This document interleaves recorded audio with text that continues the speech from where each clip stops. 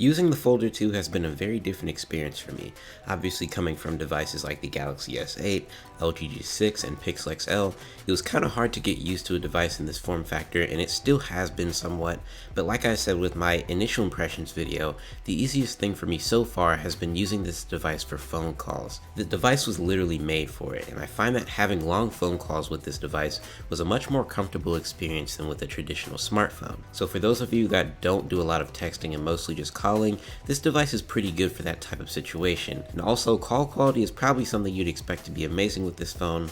Well, not that it's bad or anything, but it seemed pretty much average on par with all the other modern flagships. Probably the most annoying thing about this phone is the placement of the camera, and with the way people hold their phone most often, it's extremely hard not to have your finger constantly smudging on the camera sensor. But I've been using this phone enough to the point where it's not that big of a problem for me anymore, and I've gotten pretty used to it. So when it comes to the performance of the camera itself, it's not that great to be honest, but sometimes you can get pretty decent results in outdoor situations or areas with really good lighting. But with low light, you can forget about it. It's just not going to work out for you. There's a couple of cool features with this camera software like the Pro mode, which can make a scenario look a bit better sometimes, and there's also the animated GIF feature, which I like to use when applicable. So overall, it's a 5 out of 10 for me, but the biggest problem about it is definitely the placement of the camera itself. Now, another very difficult thing with this phone is playing games, especially with me because all of the mobile games that I typically play are games that you have to use in the landscape orientation. I play games like 8-Ball Pool, and more recently I've been getting into this game called Bullet Force, which is something I know a lot of you asked about in the comments. It's a first-person shooter, and it's more or less impossible to be good at using this phone. And of course I knew that before downloading it, but I just wanted a quick laugh, so I loaded it up and legitimately struggled to do anything productive in the game. Now with 8-Ball Pool, it was a slightly different story, and it wasn't that bad trying to win given how the game works, but just like with any other forced landscape game, it's ridiculously uncomfortable to play. Now there aren't too many games that I like to play in the portrait mode, but one that I've been playing on this phone a lot has been Super Mario Run, which is definitely playable on this phone, and so far it's the only game I'm playing on the Folder 2. But long story short, this phone is really not meant for gaming if you didn't realize that already, but if you still want a game, it's somewhat possible, with an emphasis on the somewhat. Now pretty much the most popular social media app now is Snapchat, so what's it like to use on this phone? Well, of course this is an Android phone and the camera's already not that great, but it's fine to use to be honest, and compared to other Android flagships, performance is okay.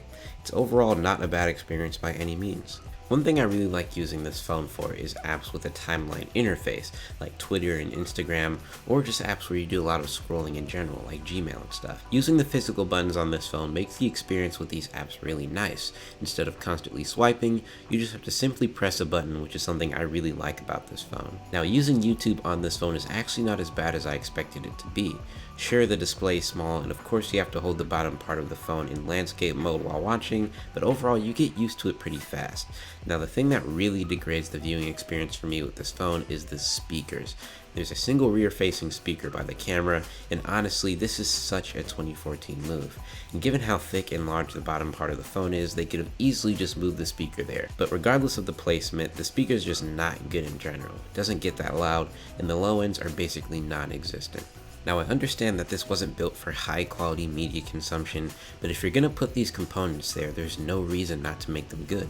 Battery life on this phone has been pretty good so far, because even though the battery isn't that big, it's only powering a WVGA display, so I've had really good battery performance with this phone. And also the standby time is incredible. My first couple of days using this phone, I wasn't using it that much, but I would only use about 4 to 6% per day on standby, which is really good if you ask me. So for sure, if you're only using this phone for like phone calls and business related things, you're not using heavy apps like Snapchat and YouTube and playing games and stuff, you should have a battery that lasts you pretty much all day. Given that this is a relatively unknown product here in the States and other countries, of course there isn't going to be any rooting or ROM development for this device, which is kind of a bummer because I imagine that the devs could do something pretty cool with all the physical buttons on the phone, which would be pretty nice to see. So overall, is it weird using a smart flip phone in 2017? No, not really, but even though there are some nice advantages of this device over a standard smartphone, I'm sure that I'd never use one full time. There are just certain aspects of a smartphone that I can't live without these days, and those aspects include playing games, enjoying my experience with media playback, having a good camera, and having a screen meant for hands like mine. And this phone can't deliver on those things for me, and I know a lot of you guys in the comments talk about how these phones are still really popular in the Asia Pacific, so obviously there's still a market for these phones. I'm just not a part of that market. So that's about it for this video. I'll talk to you guys in the next one.